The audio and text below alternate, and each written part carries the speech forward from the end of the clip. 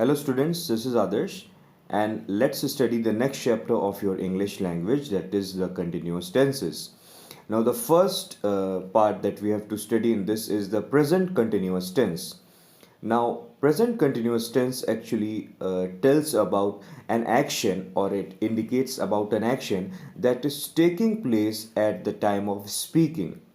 Okay, now let's see the uses. Now the first use is, as we saw, to describe an action that is happening at the time of speaking. Okay, for example, I am writing a letter to the editor of our school magazine. So this action is happening while the speaker is speaking.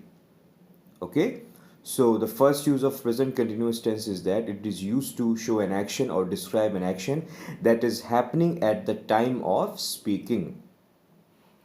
Okay, next is to describe an action that has been going on over a period of time, including the present, but may not be happening at the time of speaking. For example, Akshay is learning French and German. So this action of learning is actually going on, has been going on for over a long period of time, including the present, but it's not sure that this action of learning is happening at the time of speaking.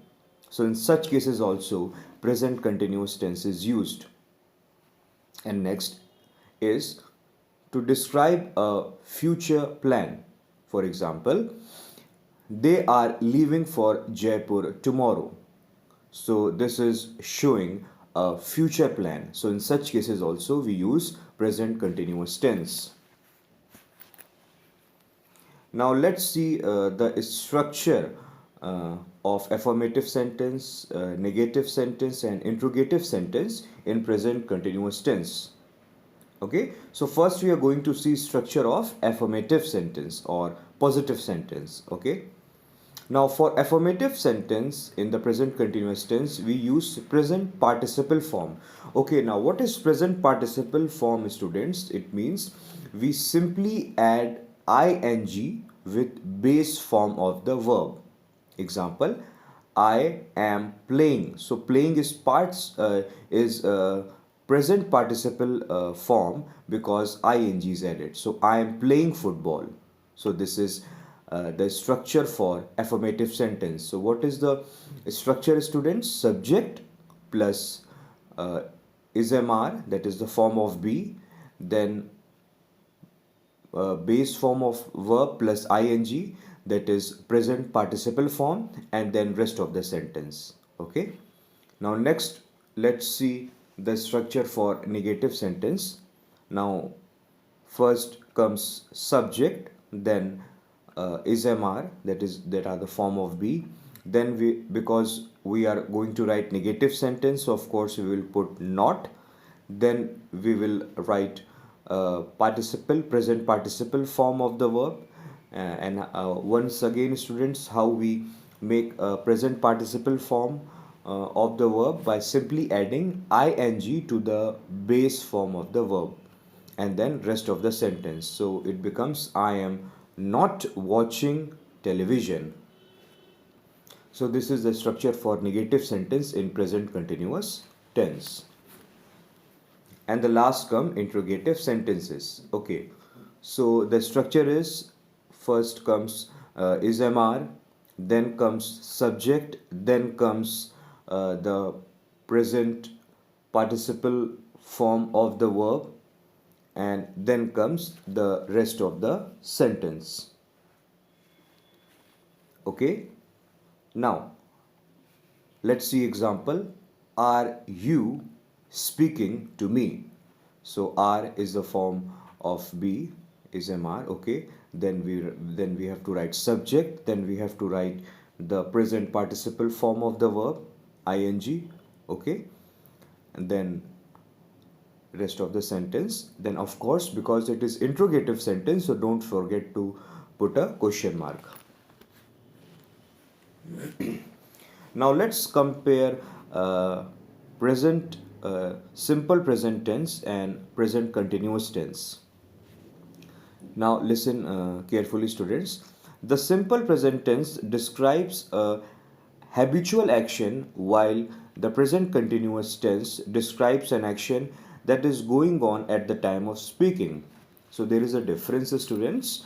The simple present tense describes a habit, okay, or it is used to describe a habitual action, while the present continuous tense describes an action that is going on at the time of speaking. For example, I go to the playground with my friends every evening. So this is a kind of action, okay? This is a kind of habitual action, okay, that he does every day. But if you talk about present continuous tense, it shows an action that is going on at the time of speaking. For example, I am going to the playground with my friend now. So this action is going on at the time of speaking. So here is the difference between simple present tense and simple continuous tense. Now let's talk about past continuous tense. The past continuous tense tells us about or shows an action that was taking place at the time of speaking in the past. So let's see its uses. Now first uses, it is used to describe an unfinished action that was not completed, that was interrupted by another event or action. For example, I was watching TV when you called. So this action was unfinished. This action of watching TV was unfinished because it was interrupted by another action. And which action? That when you called. Okay. So first use of past continuous tense is that it is used to show an action that was interrupted by another event or action. Okay. For example, I was watching TV when you called. So let's revise again. This action of watching TV was actually interrupted. And because it was interrupted, so it remained unfinished. Okay, because of the other action. Now the next use of past continuous tense is that it is used to describe two actions that were happening at the same time in the past. Okay, for example, while my mother was cooking, I was watching television. So it is used to show two actions that are happening at the same time or that are happening simultaneously. And here in this example, students, what are the two actions? Mother was cooking and I was watching. So these two actions were happening simultaneously or at the same time. So in such cases, we also use past continuous tense. And the next use to describe the introductory scene of a story written in the past past tense. For example, the sun was shining brightly. Okay, so it is a kind of showing introductory scene for a story written in the past tense. Now let's quickly see the structure, students. Now first we will see the structure for affirmative sentence. Now first we write subject, then because it is past continuous tense, so we will write was or were. Then we will write this participle form. Okay, we write ing with the base form of the verb and then rest of the sentence. Okay, now let's see the example. We, that is subject, then we will write were or was, then we will write present participle form. And once again, students, how do we make present participle form? By simply adding ing to the base form of the verb. So let's revise. What is the structure for affirmative sentence? In past continuous tense, first we write subject, that is we, then we write was or were, then we write present participle form of the verb, then rest of the sentence. Okay, so this was the structure for affirmative sentence. Now next let's study for a negative sentence. first we will write subject, then we will write was or were. Then because it is negative sentence, so of course we have to put not.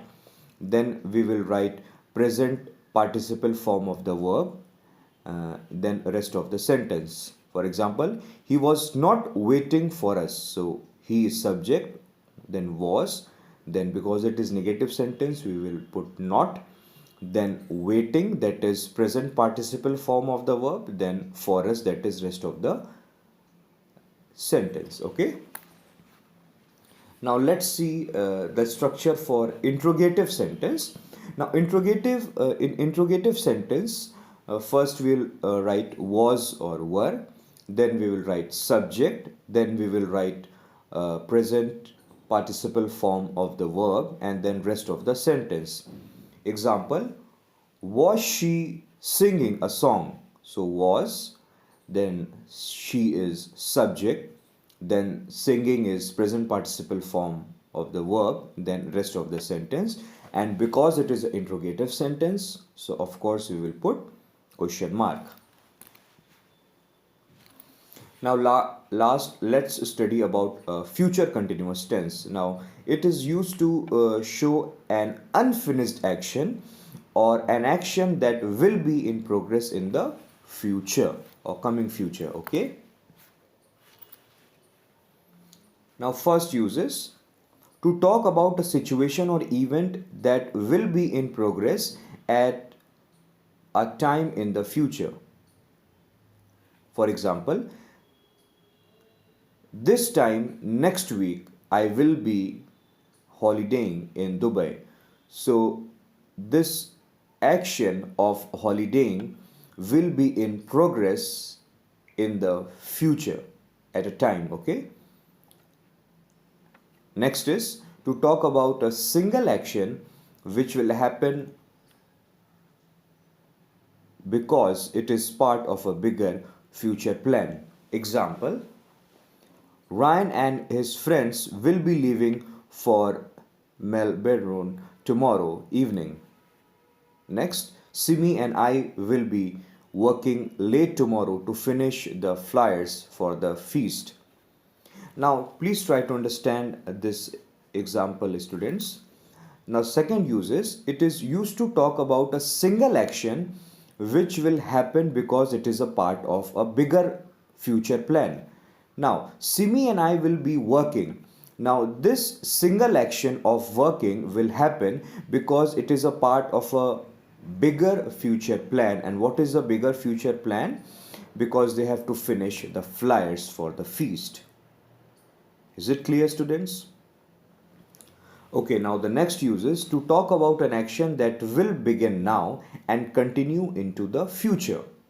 For example, they will be practicing for the march till 8 o'clock, for the match till 8 o'clock. Next example, Karuna will be studying until she completes the syllabus. So this action will begin now. This action of studying will begin now and it will continue into the future. Now students, let's see the structure. First, let's see the structure for affirmative sentence. So it is very easy, students. First we write subject, then we write will be or shall be, then we write present participle form. Okay, and once again, how do we make present participle form? By simply adding ing to the base form of the verb, and then we write rest of the sentence. So you, that is subject, then will be, then joining, that is present participle form of the verb, then rest of the sentence. So you will be joining the new office next week. Now the next comes negative sentence. In negative sentence we are following a structure. So first we write subject, then we write will or shall. Then because it is negative sentence, so of course we will put not. Then we will write be, then we will write present participle form of the verb, then rest of the sentence. Example, he will not be going to the school tomorrow. So he is subject, will or shall. So here we are using will, then not, then be, then present participle form of the verb, then rest of the sentence. So he will not be going to the school tomorrow. Now last, let's see the structure for interrogative sentence in future continuous tense. Now we are following structure for interrogative sentence. First we will write will or shall, then subject, then auxiliary verb, that is be, then present participle form of the verb, and then rest of the sentence. For example, she will be waiting for us. So will, then she, that is subject, then be, that is auxiliary verb, then waiting, that is present participle form of the verb, then rest of the sentence for us. So will she be waiting for us? Then of course, because it is a question mark, so because it is a interrogative sentence, so of course we will put a question mark. So students, thank you for watching.